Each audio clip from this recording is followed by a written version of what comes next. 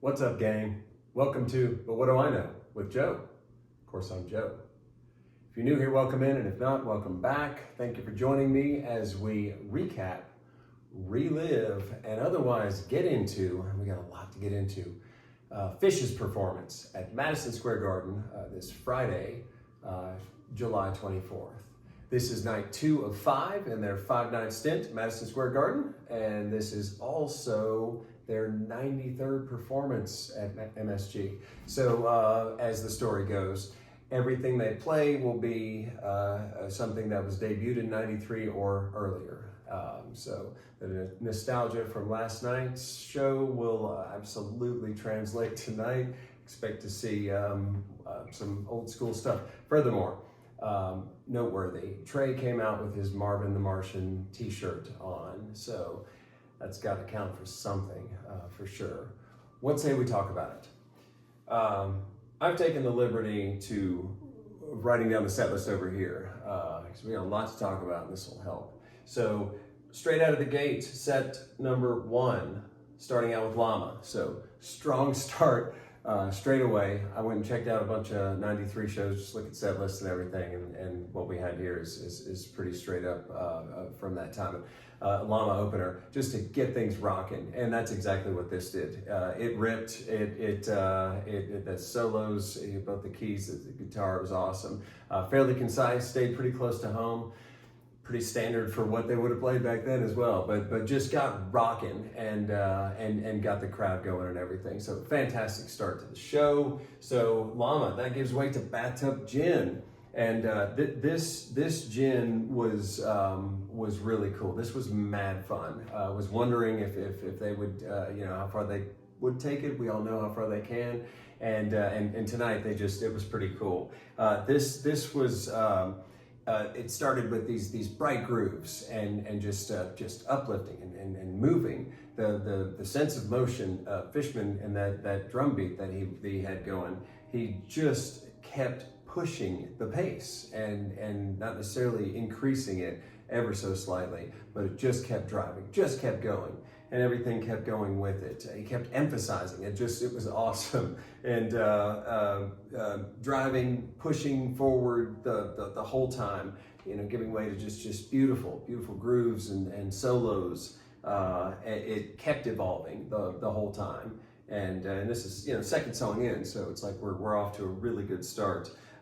It got punchier. The jam just kept going and changing. They were never afraid just to let it flow. Just awesome. And in the end, it came to a raging conclusion, as gin sometimes can. So yeah, Bathtub Gin, that gives way to Lengthwise. Fishman comes in on the hi-hat and starts singing this straight away. We think we know where it's going, right? And sure enough, this lasts about a minute or so, and this is such it's a rarity. And Lengthwise, that gives way to Maze. So love Maze. I've been a fan of this song for a long time. I really wish they would take this one out there, and I imagine they probably could. But perhaps one of these days. This one was not that, but this was really cool nonetheless. It stuck to the standard routine, but it had a looseness to the song itself, which wasn't bad. It just wasn't super aggressively tight, as it oftentimes can be or might have been in 93. And but once they got into the soloing, it did tighten up. Page's solo on the organ, they had a shot over the Page, and he's getting all over the organ like it owes him money, just getting the fuck down. And it looked past to Trey and Mike, who were both eyeballing the shit out of him. And Trey's doing that stepping forward thing with the guitar and everything. Just intense. Anyhow, check it out. This gave way, of course, to Trey's solo and launched it into the stratosphere and a huge crescendo, super tight, really well played. So Maze, after that, Gumbo, and Gumbo, they most definitely got into things in Gumbo. This is a great tune. It's always a great time, and wondered would they extend this out too? Who knew? And they eased into the jam out of the song, and then but really didn't waste much time getting to this darker spot. It dark and groovy, like deep funk and just incredibly groovy stuff for sure. And you know, after what we covered thus far, this was a treat. It was really cool. The improv, the flow was just they were just meandering. It was incredibly cool. And this flowed for a while and then dropped right into Daniel Saw the Stone.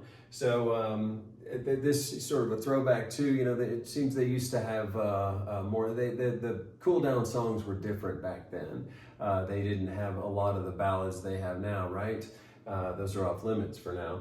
So this, I suppose, would satisfy as one. I always liked the bluegrass because it still kept you going. And but anyhow, this is no different. Great tune. So all three of these, by the way, this Daniel, Way, and the Guelah Papyrus, all that just stuck to the structure of the tunes, and just all really well played. Just that it was really cool. Daniel first, and they went into Way. Way, by the way, this was 88 shows that Way has been dormant, so not that many in comparison to some last night, and perhaps tonight, but the first of a few. But yeah, they roll through that. They go into Guelah Papyrus. There's a minor hiccup in the very beginning, maybe a timing thing, but they all converged when they came in and started the actual song. So no harm, no foul, just observing. So yeah, and so all three of these, concise, really cool, fun, great tunes. Next to Divided Sky, and that was fantastic as well. Noteworthy, there was a minor hiccup in the beginning of Divided Sky as well, but you know, hey, it was just incredible beyond that. Not really consequential. So I could only imagine to be there in that room and hear, as I've heard it sounds so great there. As good as it sounded in my living room, I could only imagine being there and hearing Trey's guitar on that particular tune in that room. But yeah, this was phenomenal, incredibly powerful, wonderful tune all the way around. So Divided Sky. Next up is Tube. So they get cranking with Tube. I honestly, personally hadn't really thought much about it, but I thought, of course, Tube. They start playing and get through the lyrics into the song, and Trey quotes AC/DC Big Balls and says, who's got the biggest balls of them all? And said, it's a big ball jam. And so next thing you know, they come out with these gigantic balls and chuck them into the crowd. And they each are named, and as you know, or as the story goes, they play whatever the ball is doing. So if it's bouncing, that would make the tone that would go with that. If it's shaking, whatever. And so they jammed on that for a little while. Big ball jam. This, by the way, was is out of Tube, of course, but the first time since 1994, 1,170 shows. That's a hot minute. This was all honestly relatively quick, so just a few minutes of doing the big ball jam, and then Trey and Paige and one of the stage guys got up there and made a big circle, and they shot it like a basketball. And once they scored, that's I guess that was his cue to go back. And then they finished Tube, which was of course cool, and left hanging out there. So finished Tube, and that's that. And next up, they closed the set with Grange. This, by the way, the first one in 531 shows, so since 2012. And this is a fun tune. I'm sure, I would hope the guys in ZZ Top would be proud. They jammed the shit out of this. They ripped it up. It's classic. It's fun. I've heard lots of, not that many, but there's a handful of versions out there. I was lucky enough to see it once, and it's so much fun. A strong way to close the set. They had a shot of the crowd, who they all looked like they really enjoyed themselves.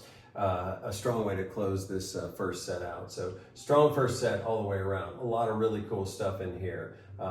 Some interesting jams they delved into a bit too. The Gin for sure. The Gumbo. Just and wonderfully played stuff. And this was just so fun, especially to watch. So that's it. End of set number 1. And we're due for a set break. And we're on to set number 2. So we are going to get started pretty strong, straight out of the gate. 2001. This, I would say, is not a 1993 version of 2001.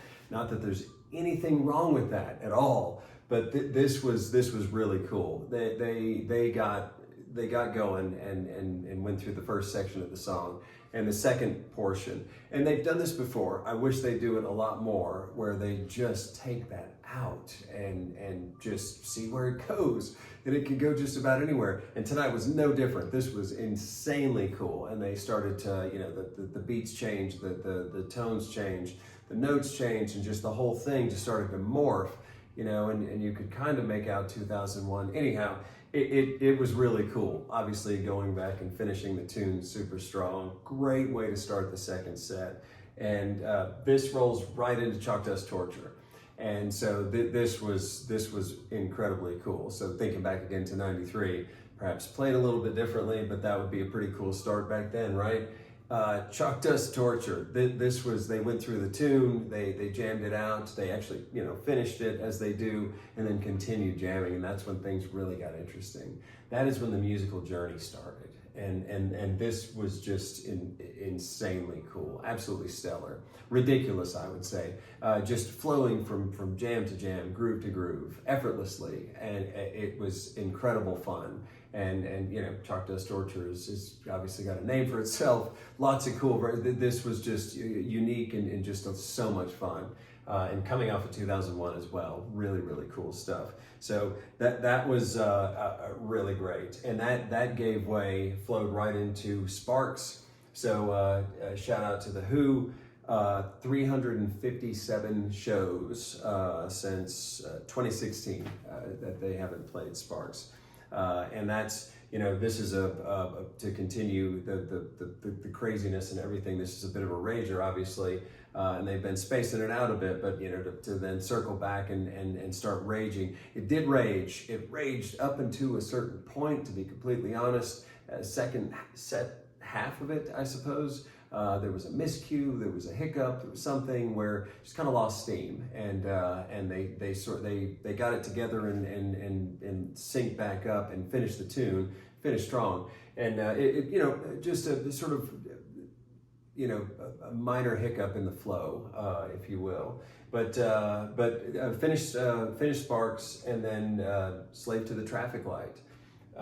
So Slave is incredibly beautiful. This is no different. Just a standard awesome Slave to the Traffic Light. Beautiful build up in the end. Just in excellent placement in the set as well. And so they finished Slave and start up the Wedge, and here's where things got interesting. Well, we've traveled far, but the Wedge was really cool. It's I was hoping they'd jam it out, and they got started after the tune, the song finished, and we're just grooving, and they latched onto one of the grooves and just decided to stay and made the most of it.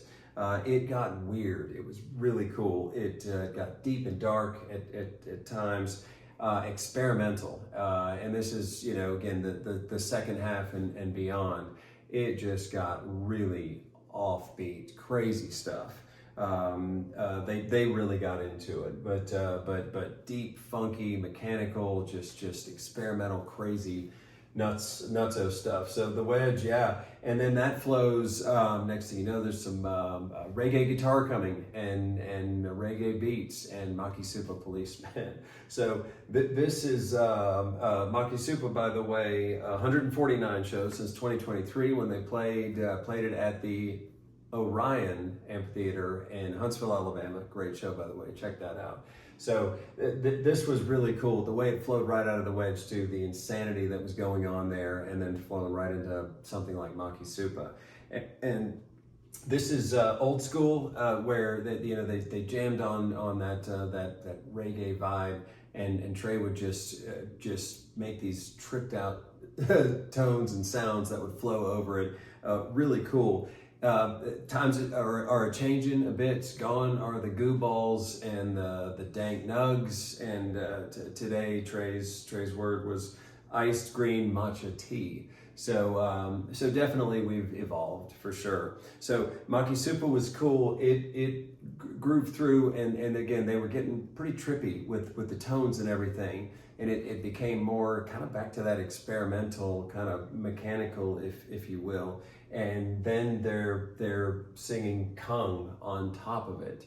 And so the music got weirder and stranger, and then the lyrics to Kung don't help at all. And so no, it was nuts. Kung, 258 shows. 2019 was the last Kung, but they kept playing this trippy craziness underneath, and then and they seem to really be enjoying. Trey cracked up a couple of times with the lyrics of Kung. But crazy, there was funky at times, really strange, and it faded out and then just kicked into, dropped right into Suzy Greenberg. And this started just this medley, just this Suzy, Golgi, good times, bad times. All three of these tunes, they just ripped through, and certainly this would make sense in a show of 1993, clearly. And each one of these, they just killed it. Suzy was, just tight and funky and upbeat and everything, and you can't help but scream and shout, Suzy, right?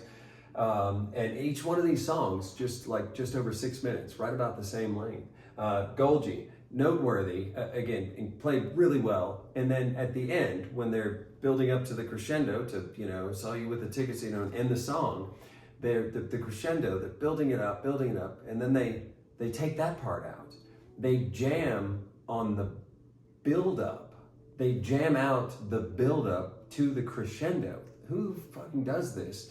And they they just kept on, I don't know, a couple of minutes maybe, and it just keeps building and building, and then the Trey's just soloing over it, and they're just, all of them are going nuts. And it keeps going, and then it gets a little funky for a second, and then it keeps building more, and eventually he brings back in the actual build-up where they just were in Golgi, and they finish the song. Talk about finishing strong.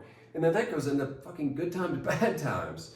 And this, by the way, just to be clear, would be a really prime example of the actual good times portion of the Good Times, Bad Times ensemble.